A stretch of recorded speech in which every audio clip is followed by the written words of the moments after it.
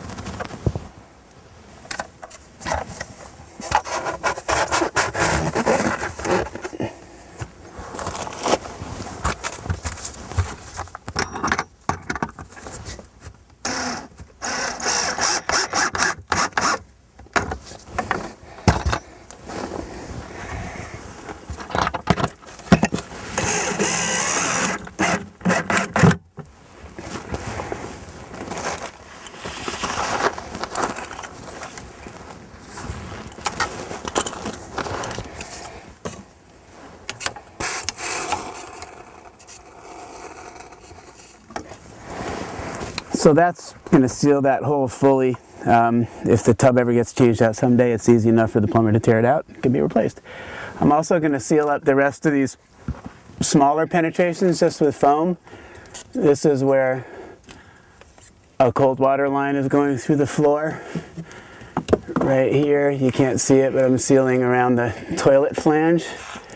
There's often a little leak of air that can be felt whooshing out underneath the toilet from inside the bathroom when the blower door is running.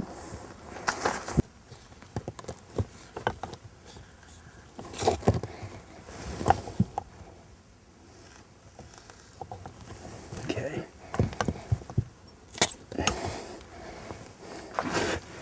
All right.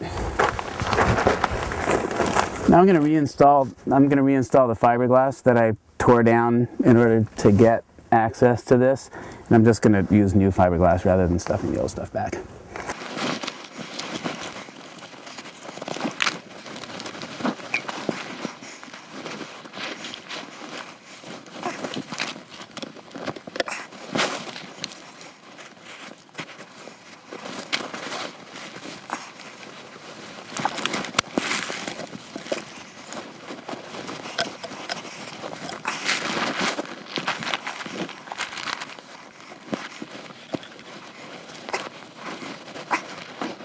So I've got the insulation in place. It looks kind of bulky because I've been careful to wrap anything that might freeze with fiberglass from below so it doesn't get too cold in the winter. And now I'm going to secure it with a bunch of twine to make sure that it stays in place and that it stays up in contact with the bottom of the floor, which is what's necessary for the fiberglass insulation to work well.